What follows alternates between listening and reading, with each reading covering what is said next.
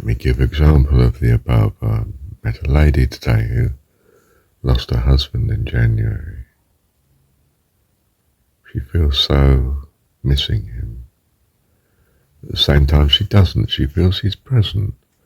I mean, she's kept his ashes and she keeps things the same, and she stays in the house that they were in. She doesn't want to leave it. Her whole desire is to remain with him, you see.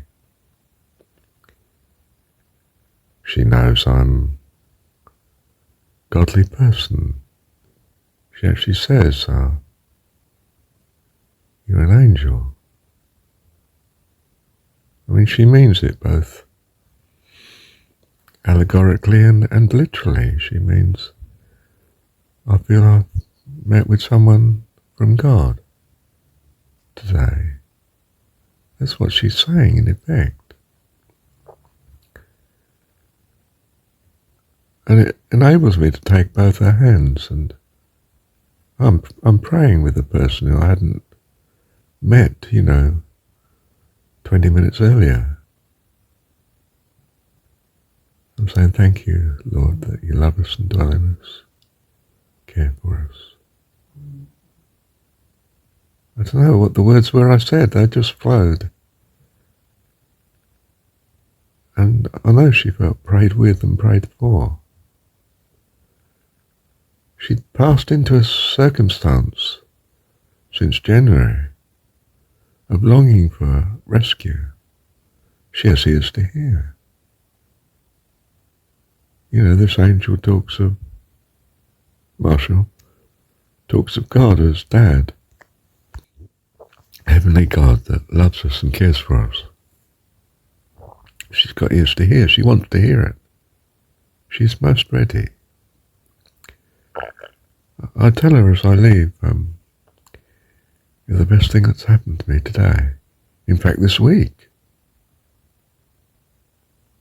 And she knows I'm speaking truth.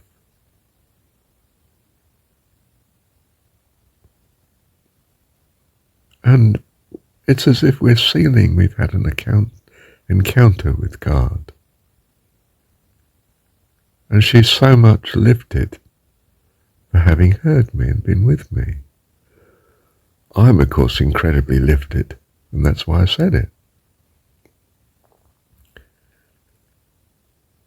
God's had me as a prophet or an angel in her life, and she has ears to hear. Because of the difficulty of living here in this world, God has opened her heart to wanting, longing for him. And she feels now that she has met with him. This is not religion. This is experience of being here. The work that God is doing with all of us. That's why we're here. So, yes, in a sense, Jesus is praying for the non-believer. It's in the context of what God's doing, of course. In other words, it's according to his will.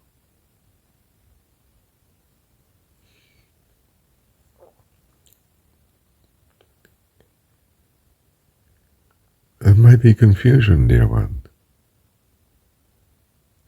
That's what trust is about. Being here is what desire is about. And being here changes one's desires from material, transitory things to the eternal wonderfulness of God. By his grace and loving kindness. And why we are sent to have experience of taking part in this loveliness, this rescue. And we are so lifted by it, this ministry, this being sent in his love and care, that they might hear You see, he does care for the world, and Jesus is concerned for all the world in the story. He knows they need to have ears to hear. So he asks, in effect, that we be glorified, that they may see the goodness of God in us. Those that are ready, those that have received enough of the teaching here, of the difference between good and evil, good and bad, and what they long for. Their hearts open to longing for rescue, longing for God, wanting to believe that he is their dad, and that makes all the difference in the world to believing. Thank you, Heavenly Dad. I say it again, dear one, it's not religion, you see, it's experience. I didn't go through some Christian theology. We didn't say the sinner's prayer or something crazy like that. We just sealed it by holding hands and talking to God. There was a peace, a presence. She met with an angel. God had me accordingly. Doesn't happen with everyone on the street that I meet. Suddenly it opens when the person says,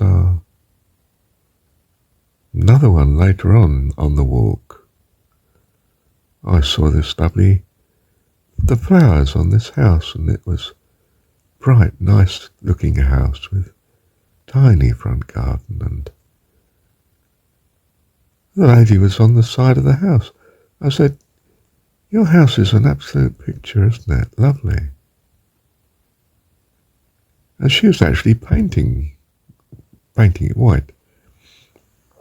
And it was contrasting beautifully with the roses that were growing up it. And she was just blessed by this comment.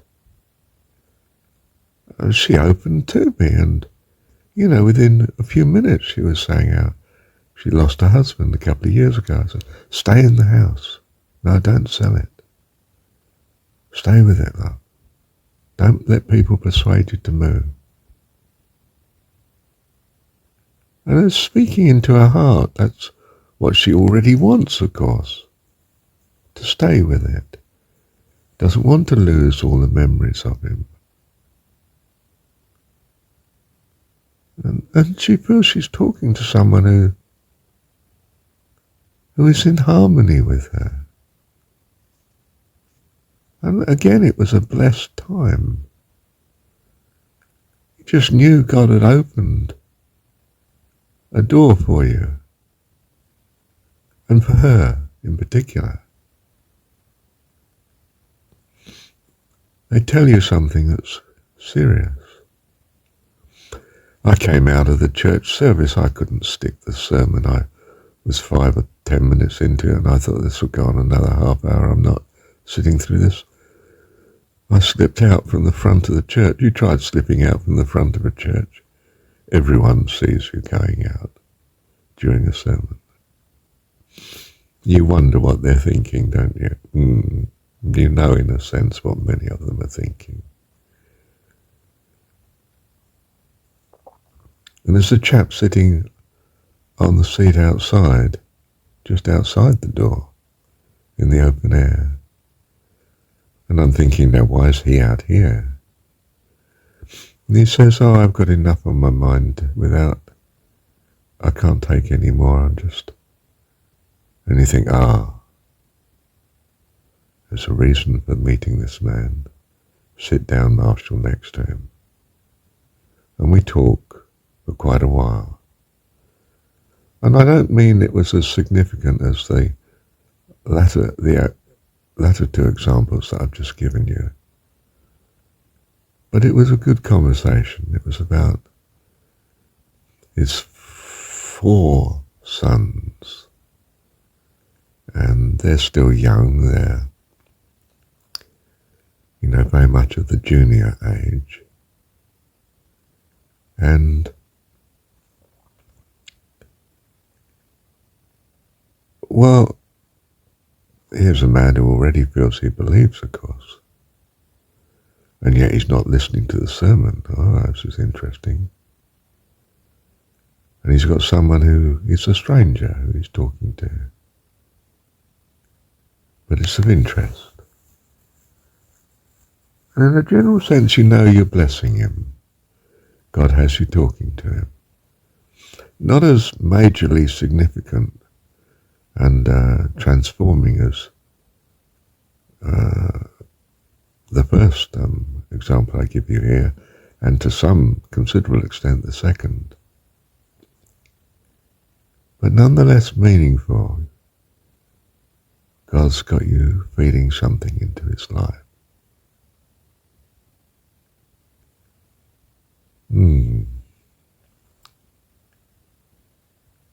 Let me just review.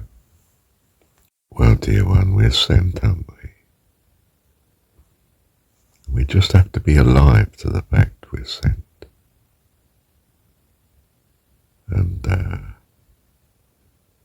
see what lovely things God's doing. You're remaining in this world that is full of meaning. Thank you, Heavenly Dad.